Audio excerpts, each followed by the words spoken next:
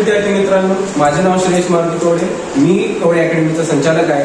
आज कवडे अकॅडमीद्वारे मी तुमच्यासाठी घेऊन आलेलो आहे क्वाड्रॅटिक इक्वेशनचे लेक्चर नंबर 3.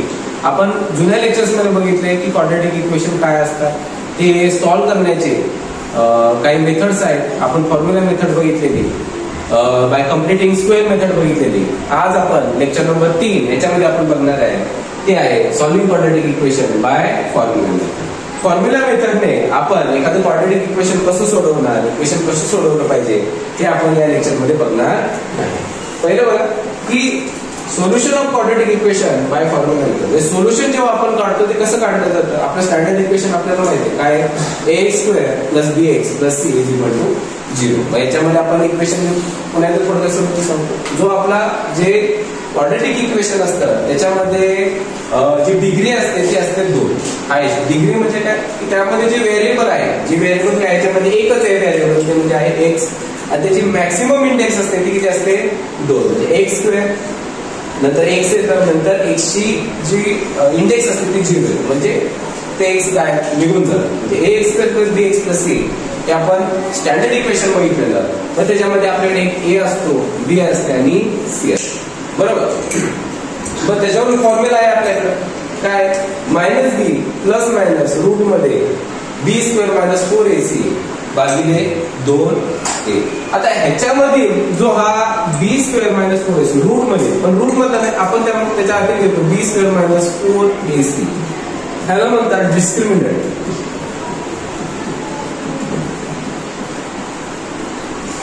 डिस्क्रिमिनंट किंवा त्याला डेल्टा सुद्धा म्हणतात. डेल्टाची व्हॅल्यू काय येते, b² - 4ac. मग याच्यावरून आपल्याला कळतं की ते जे रूट आहे, याचे जे रूट्स निघतील ते कुठल्या प्रकारचे येतील, काय असतील ते आपण नंतर बघणार आहे. पहिलं त्याच्यामध्ये काय, इथं आपण जर फॉर्म्युलामध्ये व्यवस्थितपणे बघितलं, इथं आपल्याला काय दिसतं, एक प्लस आणि एक मायनस. म्हणजे त्यावर आपल्याला जर तुम्ही बुक मध्ये बघितलं असेल तर तुम्हाला अल्फा आणि बीटा दिसेल. अल्फा काय किंवा बीटा काय, तर तो कसा वापरला जातो, एकदा प्लस घ्यायचा, एकदा मायनस घ्यायचा. प्लस घेतला म्हणजे अल्फा, मायनस घेतला तर बीटा. म्हणजे काय, -b आपण एकदा प्लस घेऊ रूट मध्ये b² - 4ac / 2a. बीटा मध्ये काय लिहिणार आपण, -b इथं प्लस घेतलेलं, इथं आपण काय घेणार मायनस, रूट मध्ये b² - 4ac / 2a. Same formula आहे, तो दोन प्रकारे लिहिलेला आहे. एकदा व्हॅल्यू प्लस येणार पॉझिटिव्ह येणार, एकदा व्हॅल्यू निगेटिव्ह येणार. आलं का लक्षात.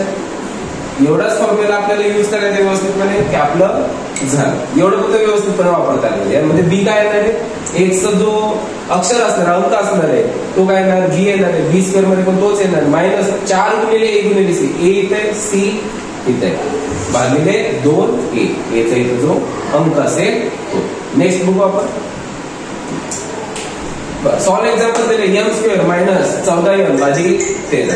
इथं आपण काय म्हणणार आहे, let's compare above equation with आपलं काय ax² + bx + c = 0. हे आपलं काय स्टँडर्ड इक्वेशन, त्याला आपण काय करणार आहे, कम्पेअर करणार. Therefore a ची व्हॅल्यू काय निघली आपली, इथं m² ची काय नाही, म्हणजे 1 आहे. a ची व्हॅल्यू 1, b ची व्हॅल्यू काय येणार -14 आणि c ची व्हॅल्यू काय येणार आधी 13. अशी आपली a, b आणि c ची व्हॅल्यू आलेली आहे. मग याच्यामध्ये फॉर्म्युला इथे लिहिणार आपण, we know the formula. याच्यामध्ये एवढं इंग्लिश लिहायची गरज नाही. तुम्हाला जेवढं शेवटच्या पेपरामध्ये जेवढं आठवल तेवढं जास्त तुम्ही लिहायचं, पण तुम्हाला माहित असलं पाहिजे एकदम बेस्ट क्वालिटीचं. म्हणजे बघा, तुम्ही पाठांतरामध्ये जेवढं हातभर पाठ करून जाल, पण आठवते की जेवढं जास्त आठवलं, जर तुम्ही अख्खं लिहिलं तर तुम्हाला तेवढे जास्त मार्क भेटणार, तेवढे जास्त इम्प्रेशन पडतं. तुम्ही थोडक्यात लिहिलं तरी सुद्धा तुम्हाला मार्क भेटते. फक्त कसं असतं की अर्धा मार्क कुठेतरी जाण्याचे चान्सेस असतात, अर्धा एक मार्क कुठेतरी जाऊ शकतो. पण जर तुम्ही प्रॉपरली व्यवस्थितपणे जरी लिहिलं असेल तर तुम्हाला कुठलीही अडचण येणार नाही. तुमच्या प्रॉपरली तुम्हाला सगळे मार्क मिळतील. मग याच्यामध्ये आपण फॉर्म्युला वापरणार. याच्यामध्ये आपण काय लिहिणार, अल्फा किंवा बीटा. अल्फा बीटा लिहू शकतो किंवा डायरेक्ट लिहू शकतो. m = -b plus minus root मध्ये B square minus 4ac upon 2a. याच्यामध्ये मी काय लिहिणार m इज इक्वल टू एक सॉल्व्ह करणार मायनस बी म्हणजे काय मायनस मायनस 14 म्हणजे काय राहणार अधिक 14 प्लस मायनस रूट मध्ये बी स्क्वेअर म्हणजे 14चा वर्ग वजा 4 गुणिले 1 आहे 1 गुणिले 13 भागिले 2 आहे 2 गुणिले 1 काय येणार 2 राहणार. मग याच्यामध्ये काय होणार अधिक 14 प्लस मायनस खाली 2 शिल्लक तसंच रूट मध्ये 14चा वर्ग 14चा वर्ग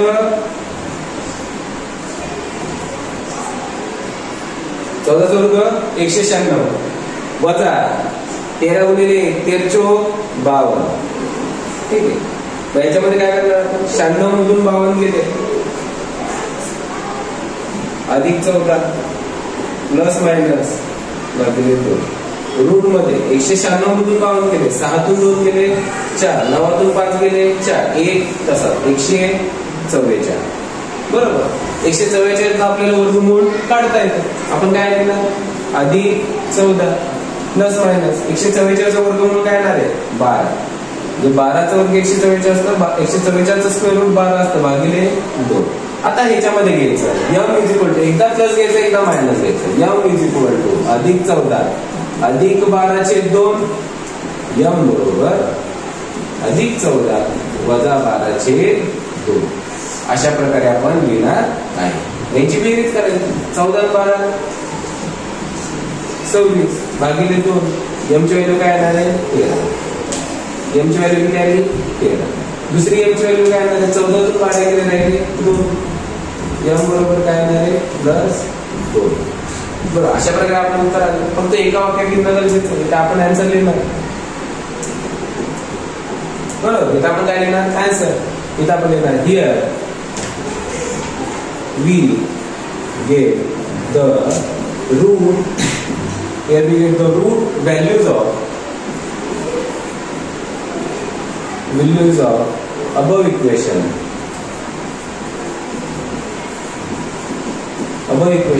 as कुठले भेटला आपल्याला 2 आणि 13 प्लस 2 कॉमा प्लस 13. इथं अजून तुम्ही काय लिहू शकता m is equal two plus 2 comma plus 13 अशा प्रकारे लिहू शकता. किंवा अजून काय लिहू शकता अल्फा इज इक्वल टू अधिक 2 comma beta is equal to अधिक 13. दोन्ही कुठलेही लिहिलं तर तुम्हाला उत्तर बरोबर मिळणार. पुढचं हे आपण बघितलं पहिलं सॉल्व एक्झाम्पल जे तुम्हाला बुक मध्ये ऑलरेडी दिलेले. दुसरं एक्झाम्पल सेम प्रकारे येणार. फक्त तुम्हाला काय लिहिता आलं पाहिजे एबीसी ची व्हॅल्यू जर तुम्हाला काढता येईल तुम्हाला 100% याचं उत्तर आरामात काढता येणार आहे. सेम प्रकारे आपल्याकडे इक्वेशन दिलेलं आहे जर आपण काय लिहिणार कंपेअरिंग तो कंपेयर अबो इक्वेशन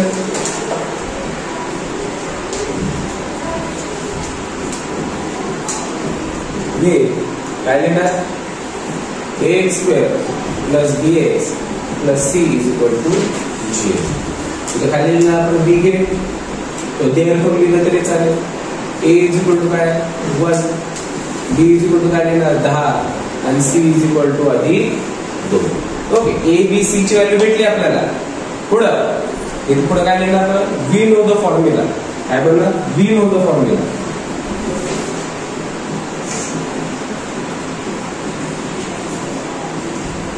कुठला फॉर्म्युला माहिती आहे इथं अक्षर कुठलं आहे x. आपण लिहिणार x is equal to minus B plus minus root मध्ये B square minus 4ac upon 2x.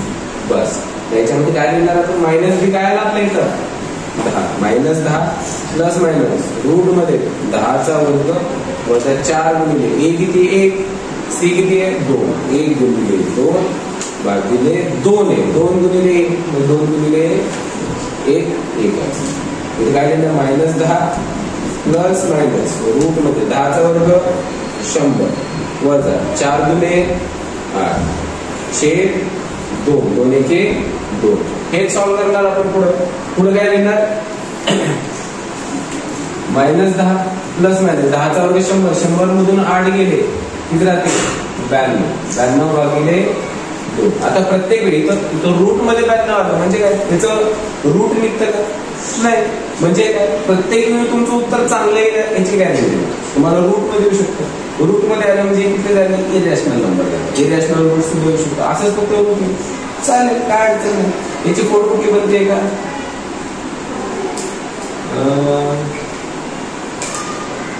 बनेल 92 ची फोड काय बनेल, 92 ची फोड द्यायची 4 गुणिले 4 गुणिले 8 4 23 चौक 92. मग हे जर वर्गमूळात असेल तर 2 बाहेर निघणार, 2 रूट 23. आपण काय लिहू शकतो, वजा 10 प्लस मायनस 2 रूट 23 भागिले 2. 2 ने 2 वर भागला 2 पंचे 10 प्लस मायनस रूट 23. हे आपलं उत्तर येणार. तर त्याच्यामध्ये एकदा प्लस मध्ये लिहायचं, एकदा मायनस मध्ये लिहायचं. इथे येणार अल्फा इज इक्वल टू -5 अधिक रूट मध्ये 23. बीटा इज इक्वल टू काय येणार -5 प्लसच्या जागी आता मायनस रूट मध्ये 23. ओके, अशा प्रकारे लिहिणार. मग इथं आन्सर मध्ये लिहिणार आपण. आन्सर मध्ये काय लिहिणार, एका वाक्यात लिहायचं व्यवस्थित. इथे लिहिणार आपण क्लिअरली गेट द काय रूट व्हॅल्यूज ऑफ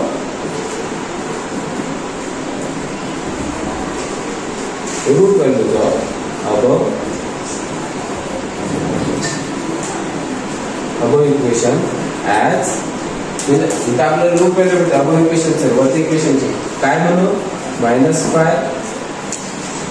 -5 अधिक रूट 23 अँड -5 मायनस रूट 23. किंवा तुम्हाला पेपर मध्ये एवढंच, तुम्ही जर एवढं जर लिहून सोडलं किंवा एवढं जर लिहिलं असेल तरी चालेल, तुम्हाला मार्क दिले जातात. हे चुकीचं नाहीये. जसं की आपण अपूर्णांकात बघितलं फ्रॅक्शन मध्ये की जर काही तुमचं उत्तर आलं, समजा आलं तुमचं 10/12, हे चुकीचं उत्तर नाहीये. त्यावेळेस अजून सिम्प्लिफाईड उत्तर काय येणार आहे 2 पंचे 10 20. हे सममूल्य अपूर्णांक झाले, सेम व्हॅल्यू आले, फ्रॅक्शन झाले. तुम्ही हे उत्तर लिहिलं तरी चालतं, हे उत्तर लिहिलं तरी चालतं. सेम प्रकारे येतं. हे सिम्प्लिफाय करून लिहिलं, असं लिहिलं तरी चालतंय. जर तुम्ही एवढं लिहिलं तरी सुद्धा तुमचं काही चुकीचं आहे असं नाही, हे सुद्धा तुम्हाला बरोबर दिलं जातं. पुढचं इक्वेशन काय आहे आपल्याकडे, पुढचा क्वेश्चन x² वजा 2x वजा 3 इज इक्वल टू 0. आपण तिसरं एक्झाम्पल बघतोय.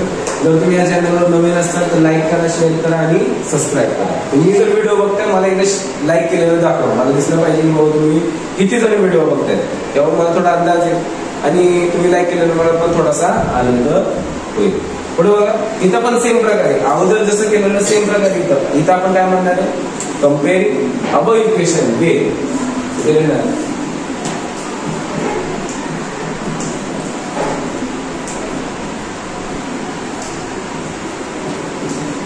कंपेअरिंग अबव इक्वेशन काय लिहिणार ax² plus bx plus c is equal to 0. इथं आपल्याला काय भेटणार, इथे लिहिणार आपण b गेट. काय भेटतं आपल्याला इथं a is equal to 1, b is equal to -2 आणि c इज इक्वल टू -3. भेटले का आपल्याला abc ची व्हॅल्यू. आता पुढे आपण काय म्हणणार, we know the formula. Same प्रकारे we know the formula. इथं तुम्ही अजून एक टाकू शकतो शब्द we know the root formula म्हटलं तरी चालेल, सेमच आहे. तर तुम्हाला कसं, जो चेक करणारा टीचर आहे जेव्हा बोर्डाचे पेपर चेक केले जातात तेव्हा तुम्ही कसं डाटा लिहिताय, कसे व्यवस्थितपणे नीट कसं लिहिलं असेल तर तुम्हाला मार्क भेटणं पण तेवढं इझी करतो. इथे आपण काय लिहिलं, we know the formula. इथं अक्षर काय आलं x, इथे लिहिणार x is equal to -b plus minus root मध्ये b² मायनस 4ac भागिले 2. ओके, हे झालं आपला फॉर्म्युला. याच्यामध्ये तुम्ही व्हॅल्यू पुट करायच्या. -b म्हणजे काय, -2 म्हणजे काय म्हणतात अधिक 2 प्लस मायनस रूट मध्ये -2 चा वर्ग -4ac 4 गुणिले a गुणिले 1 गुणिले -2 अपॉन 2a 2 गुणिले 1. अशा प्रकारे येणार. मग पुढे काय लिहिणार आपण x बरोबर याच व्हॅल्यू घ्यायच्यात अधिक 2 प्लस मायनस रूट मध्ये 2 चा वर्ग 4 वजा 3 गुणिले 4 3 चौक 12. पण इथं काय मायनस काय होणार आहे प्लस अपॉन 2 एके 2 12 आणि 4 16 म्हणजे अधिक 2 प्लस मायनस रूट मध्ये 16 भागिले 2. 16चा वर्ग म्हणून निघतं का? निघतं. कितीचा वर्ग 16? 4चा वर्ग 16. म्हणजे इथे येणार +2 ±4 भागिले 2. इथे x ची व्हॅल्यू काय येणार आहे? अशा प्रकारे येणार. इथून सोडवायचं पुढं. x बरोबर +2 +4/2 किंवा x बरोबर +2 -4/2. 6 4 आणि 2 6 6/2. इथं काय येणार आहे? -2/2. 2 6. इथे x ची व्हॅल्यू काय येणार? 3 आणि 2 1 2 -2. x ची व्हॅल्यू काय येणार आहे? x ची व्हॅल्यू काय येणार आहे? -1 आणि 3. मी तो काय म्हणणार आहे आपण? इथं पण आन्सर मध्ये लिहायचं. एका वाक्यात वस्तू उत्तर लिहायचं answer. Here we get the root. Here we get the root value of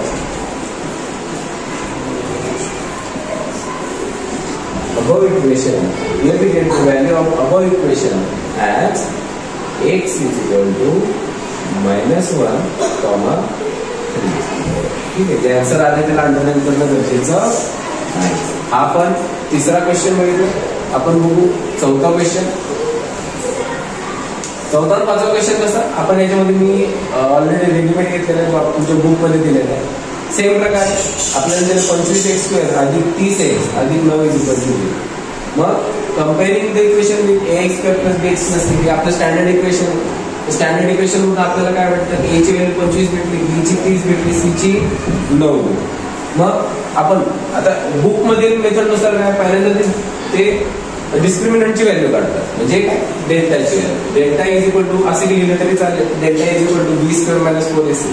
नाहीतर तुम्ही डायरेक्ट लास्टचा जो फॉर्म्युला आहे डायरेक्ट फॉर्म्युलामध्ये जर तुम्ही व्हॅल्यू बदली या फॉर्म्युलामध्ये तरी सुद्धा चालेल, जसं मी सोडवते त्यानुसार. इथं b² - 4ac. b काय? 30चा वर्ग वजा 4 × 25 × 9. 25 × 100 100 × 9 100 9 900 900 - 900 0. म्हणजे डिटर्मिनंटची व्हॅल्यू काय आहे? 0. म्हणजे प्लस मायनस 0 असेल तर म्हणजे 0. प्लस पण होणार नाही, मायनस पण होणार नाही. व्हॅल्यू काय होणार आपली?